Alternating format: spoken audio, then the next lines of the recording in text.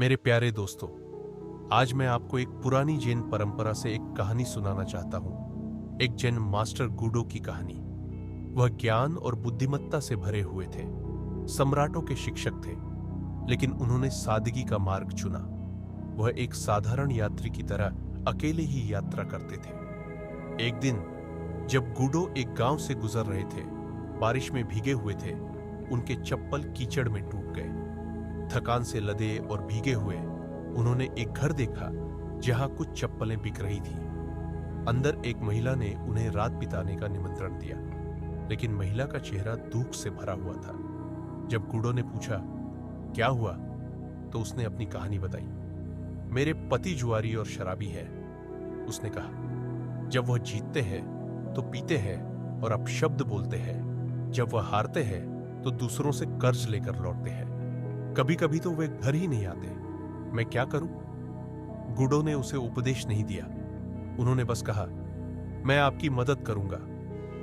गुडो ने महिला को कुछ पैसे दिए और कहा कि वह बढ़िया खाना और शराब तैयार करे।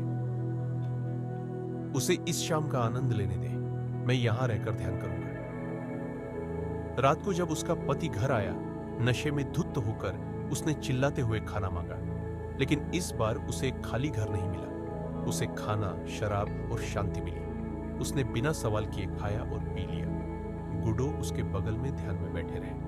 अगली सुबह जब पति जागा तो उसने रात की घटना को भूलकर जैन मास्टर से पूछा, आप कौन हैं? गुडो ने शांति से जवाब दिया, मैं क्योटो का गुडो हूं और मैं एदो जा रहा हूं। मैं तुम्हारी मदद करने आया हूं। वह व्यक्ति शर्मिंदा हुआ। उसने गुडो से माफी मांगी। गुडो ने मुस्कुराते हुए कहा, यह जीवन अस्थायी है। अगर तुम जुआ और शराब में डूबे रहोगे तो तुम्हारे पास परिवार के लिए समय नहीं बचेगा, लेकिन अगर तुम जाग जाओ तो तुम अपने जीवन को बदल सकते हो। उस व्यक्ति ने यह सुनकर कहा, मैं आपके साथ चलूंगा। लेकिन गुडो फिर मुस्कुराया और बोले, तुम अपने परिवार के पास लौट जाओ। अपनी राह खुद चलो।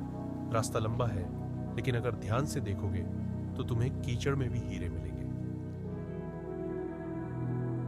दोस्तों,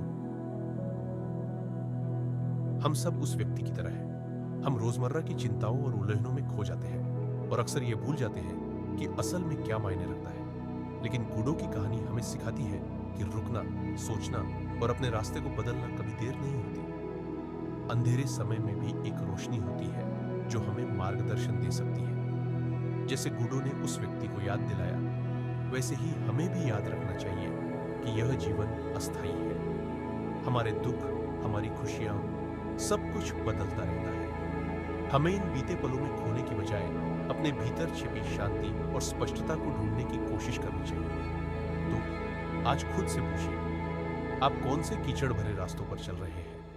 आपके जीवन में कौन से हीरे छिपे हुए हैं जिन्हें आप ढूंढ सकते हैं?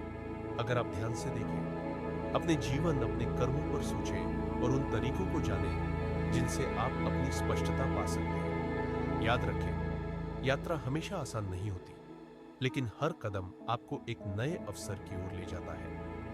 धन्यवाद सुनने के लिए, और मेरी कामना है कि आपका रास्ता ज्ञान, शांति और बदलाव से भरा हो। देखने के लिए धन्यवाद। अगर यह कहानी आपके दिल को छू गई तो कृपया लाइक करें और चैनल को सब्सक्राइब करें। इस संदेश को उन लोगों के साथ शेयर करें जिन्हें इस प्रेरणा की जरूरत हो सकती है। और हमेशा याद रखें, रास्ता चाहे कितना भी कीचड़ भरा हो, हीरे वहां आपके इंतजार में है।